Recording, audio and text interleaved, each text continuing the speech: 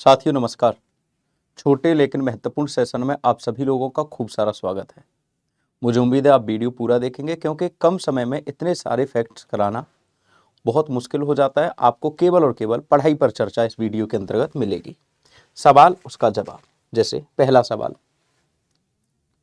इनमें से कौन सी पर्वत चोटी हिमालय पर्वत श्रेणी में स्थित नहीं है? ब्रह्मगिरी नहीं है बेटा, ब्रह्मगिरी चोटी हिमालय का हिस्सा नहीं है। दूसरा प्रश्न, इनमें से कौन सी पहाड़ी पूर्वोत्तर राज्य में स्थित नहीं है? मांडव की पहाड़ी पूर्वोत्तर राज्य में स्थित। गोदावरी की सहायक नदी नहीं है, कावेरी है। कौन सी है? कावेरी की है आपकी अमरावती। कौन सी नदी पूर्वी तट पर स्थित नहीं है? तो ये आपकी लोकटक झील पूर्वी तट पर स्थित नहीं है, ये पूर्वोत्तर भारत में स्थित है, मणिपुर में स्थित है। अगर हम बात करें इनमें से किस द्वीप की स्थिति सही नहीं है? सुमात्रा हिंद महासागर, होन्सु प्रशांत महासागर, मॉरिशस अटलांटिक महासागर नहीं, हिंद महासागर में है। इस प्रकार यही वाला सही नहीं है, बाकी सब सही है। सिक्किम की सीमा कौन से देश से नहीं बनती? तो म्यांमार के साथ सिक्किम की सीमा नहीं बनती, बाकी नेपाल, भूटान और चीन के साथ सिक्किम की सीमा बनती है। इनमें से कौन सा परमाणु विद्युत ऊर्जा केंद्र नहीं है? कलपक्कम तमिलनाडु में है, तारापुर महाराष्ट्र में है, काकरापार गुजरात में है, औरैया उत्तर प्रदेश में बिजली घर है, ना कि परमाणु ऊर्जा केंद्र। भारत में सबसे अधिक वन प्रतिशत वाला राज्य कौन सा है? कई बार बता चुका हूं, मिजोरम। जबकि सबसे ज्यादा वनों वाला एरिया है मध्य प्रदेश। और निम्न में से कौन सा सुमेलित नहीं है? मुलेंगला दर्रा, जेलेपला दर्रा और दिफू दर्रा। देखो दिफू दर्रा अरुणाचल प्रदेश में है, ना कि आपके मिजोरम में। यह बात आपको याद रखनी है, दिफू दर्रा आपके अरुणाचल प्रदेश में है। अगर हम बात करें प्यारे दोस्तों, कामेंग जल विद्युत परियोजना किस राज्य में स्थित है? तो ये आपके अरुणाचल प्रदेश में स्थित है। अगला प्रश्न है, सबसे पहला सफल कारखाना 1854 में मुंबई में कावसजी डाबर के द्वारा लगाया गया। 1854 मुंबई कावसजी डाबर के द्वारा लगाया गया। 2011 की जनगणना के अनुसार सर्वाधिक ग्रामीण जनसंख्या प्रतिशत वाला राज्य कौन सा है? तो वो है आपका हिमाचल प्रदेश। इसके बाद देखते हैं, भारत का क्षेत्रफल विश्व के कुल भौगोलिक क्षेत्रफल का 2.43% है। कितना? 2.43%। भारत के कुल कितने राज्य समुद्र के किनारे स्थित हैं? तो बेटा 9 राज्य आपको समुद्र के किनारे स्थित हैं। गुजरात, महाराष्ट्र, गोवा, केरल, कर्नाटक, तमिलनाडु, आंध्र प्रदेश, उड़ीसा और पश्चिम बंगाल। भारत के किस राज्य में सबसे लंबी मुख्य तट रेखा है? गोवा, गुजरात में। कर्क रेखा भारत के कितने राज्यों से होकर गुजरती है? ये है आपके 8 राज्य। अगर हम इन राज्यों का क्रम आपको बताएं, कहां से? पश्चिम से पूर्व की ओर, पश्चिम से पूर्व की गुजरात, राजस्थान, मध्य प्रदेश, छत्तीसगढ़, झारखंड, पश्चिम बंगाल, त्रिपुरा और मिजोरम। 8 राज्यों से। अगला प्रश्न है, भारत की मुख्य भूमि को रामेश्वरम द्वीप से कौन अलग करता है? उत्तर है आपका पंबन द्वीप। इसके बाद अगला प्रश्न है, निम्न में से किस देश के साथ भारत की अंतर्राष्ट्रीय सीमा नहीं लगती? तो ये आपके श्रीलंका के साथ बाउंड्री लाइन नहीं लगती, बाकी हमारा पड़ोसी तो है लेकिन वो समुद्री सीमा लगती है। भारत की सबसे लंबी अंतर्राष्ट्रीय सीमा किस देश के साथ है? तो अंतर्राष्ट्रीय सीमा बांग्लादेश के साथ 4096 किलोमीटर की, और बांग्लादेश सबसे लंबी सीमा बनाता है पश्चिम बंगाल के साथ। अगला प्रश्न, निम्नलिखित में से कौन सा तट पश्चिमी तट का भाग नहीं है? तो कौन सा तट पश्चिमी तट का भाग नहीं है? तो ये आपका जो कोरोमंडल है ये आपके पूर्वी तट है, क्योंकि ये तमिलनाडु की तरफ है। तमिलनाडु और आंध्र प्रदेश का जो एरिया है उसको कोरोमंडल कहते हैं। कोंकण तट कहां पर स्थित है? तो गोवा से मुंबई के बीच का जो तट है उसको क्या कहते हैं बेटा? कोंकण तट कहते हैं। उत्तर प्रदेश की सीमाएं कितने राज्यों केंद्र शासित प्रदेश? तो बेटा 8 राज्य और 1 केंद्र शासित प्रदेश अर्थात दिल्ली, तो 9 के साथ लगती है। अगला प्रश्न है, उड़ीसा में एपीजे अब्दुल कलाम के नाम पर किस द्वीप का नाम रखा गया? तो ये आपका व्हीलर द्वीप है उड़ीसा में। यहां पर डीआरडीओ का लॉन्चिंग पैड भी है। किस आधुनिक भारतीय राज्य में कोंकण, मराठवाड़ा, मराठवाड़ा आते ही मराठा, मराठा आते ही महाराष्ट्र याद रखना है। विश्व में सबसे बड़ा नदी द्वीप माजुली कहाँ स्थित है? ब्रह्मपुत्र नदी पर, असम में है। असम का यह 35वां जिला भी है, 35th state of Assam, district of Assam. भारतीय मानक याम्योत्तर कहाँ से नहीं गुजरता? तो बेटा महाराष्ट्र से यह नहीं गुजरता, बाकी 5 राज्यों से गुजरता है। उत्तर प्रदेश, मध्य प्रदेश, छत्तीसगढ़, उड़ीसा और आंध्र प्रदेश, 5 राज्यों से गुजरता है, महाराष्ट्र से नहीं गुजरता। तमिलनाडु आंध्र प्रदेश के तट का नाम क्या है? अभी बताया आपको, कोरोमंडल। 8 अंश चैनल किसको किससे अलग करता है? लक्षद्वीप को मालदीव से। निम्न में से कौन सा राज्य नेपाल के साथ अपनी सीमा नहीं बनाता?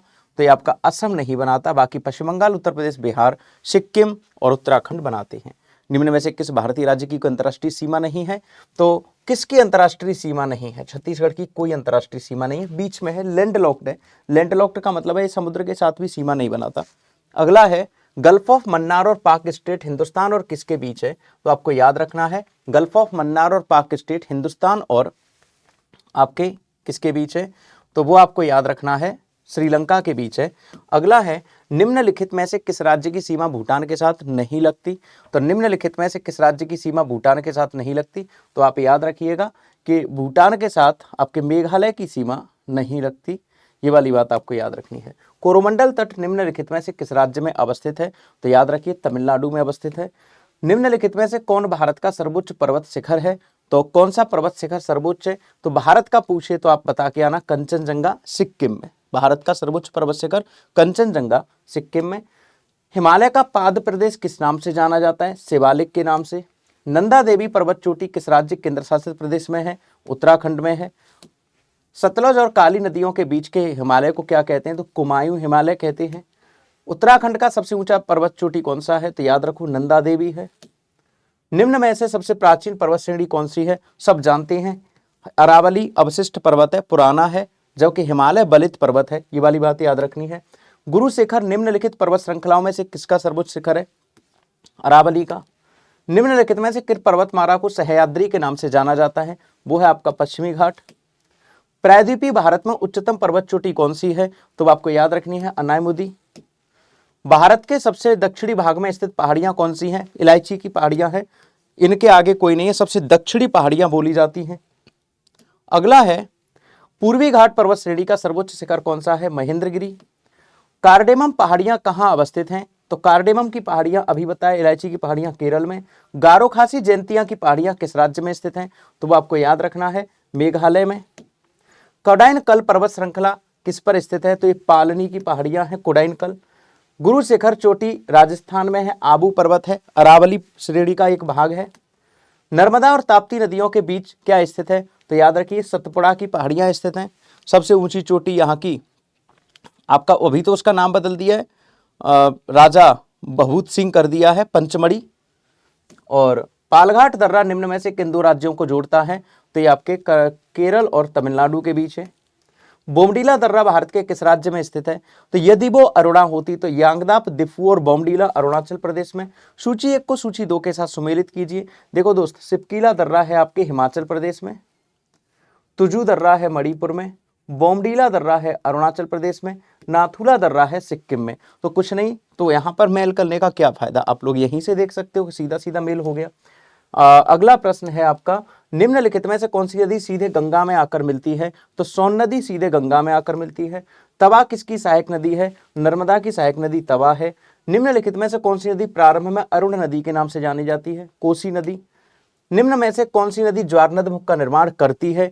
तो नर्मदा भी करती है और ताप्ती भी करती है। ज्वार नदमुख का निर्माण नर्मदा ताप्ती दोनों ही करती हैं। निम्नलिखित में से कौन सी नदी एस्चुरी नहीं बनाती? तो एस्चुरी नहीं बनाती का मतलब ये है कि एस्चुरी आपकी महानदी नहीं बनाती, क्योंकि ये आपके पूर्व की तरफ बहती है। पश्चिम की तरफ बहने वाली नदियां एस्चुरी बनाती हैं, पूर्वी वाली नहीं बनाती। निम्नलिखित में से कौन सी नदी भ्रंश घाटी से होकर बहती है, मतलब गड्ढे से होकर बहती है? तो ये आपकी नर्मदा नदी है। और अगला है, दक्षिण भारत के पठारी प्रदेश के कौन सी नदी 2 भागों में विभाजित कर देती है? तो नर्मदा नदी 2 भागों में विभाजित कर देती है दक्षिणी भारत को, याद रखना है। निम्न में से किस नदी को बृहद गंगा के नाम से जाना जाता है? तो वो है आपकी गोदावरी नदी। पंचगंगा दूधगंगा किसकी सहायक नदियां हैं? आपको याद रखना है गोदावरी की। मानस किसकी सहायक नदी है? ब्रह्मपुत्र की, असम में। निम्न में नदियों में से कौन सी नदी जबलपुर के निकट धुआंधार जलप्रपात बनाती है? नर्मदा नदी। निम्न में से वह नदी कौन सी है जिसका उद्गम भारतीय क्षेत्र में नहीं है? तो आपको याद रखना है, देखो गोदावरी है, झेलम नदी का उद्गम भारतीय क्षेत्र में नहीं है। निम्न में से कौन सी नदी कृष्णा नदी की सहायक नदी नहीं है? तो कृष्णा की नहीं है, ये कावेरी की है, अमरावती नदी। इसके अलावा निम्नलिखित में से कौन सी नदी प्रायद्वीपीय पठार उपांत से नहीं निकलती? यमुना नहीं निकलती, यमुना हिमालय से आती, पेनिनसुलर इंडिया से नहीं निकलती। अलकनंदा के साथ वह कौन सी नदी है जिसके संगम पर रुद्रप्रयाग स्थित है? यह है मंदाकिनी। निम्नलिखित में से कौन सी एक नदी कावेरी नदी की सहायक नदी नहीं है? है ना, तो कावेरी की सहायक नदी नहीं है इंद्रावती। जम्मू कश्मीर की राजधानी श्रीनगर झेलम नदी के किनारे बसा है। स्टील सिटी राउरकेला आपकी ब्राह्मणी नदी के किनारे बसा है। विजयवाड़ा शहर आपके कृष्णा नदी के किनारे बसा है। कोयना बांध किस राज्य में स्थित है? तो याद रखो महाराष्ट्र में स्थित है। थीन बांध किस नदी पर बना है? रावी नदी पर। गांधी सागर, जवाहर सागर, चंबल नदी पर बांध बने हैं। बगलेहार बांध किस नदी पर निर्मित किया जा रहा है? सलाल, बगलेहार, दुलहस्ती, चिनाब नदी पर। अभी सिंधु घाटी समझौता रद्द किया था, तभी आपको याद रखना है कि उस पर बने हैं। लोकटक झील किस राज्य में है? आपको याद रखना है मणिपुर में। तो ये हो गया हमारा 10 मिनट का प्रॉपर बढ़िया सेशन। इस वीडियो को लगातार देखते रहिए, अपने साथियों के साथ शेयर कर दीजिए। धन्यवाद, थैंक यू सो मच।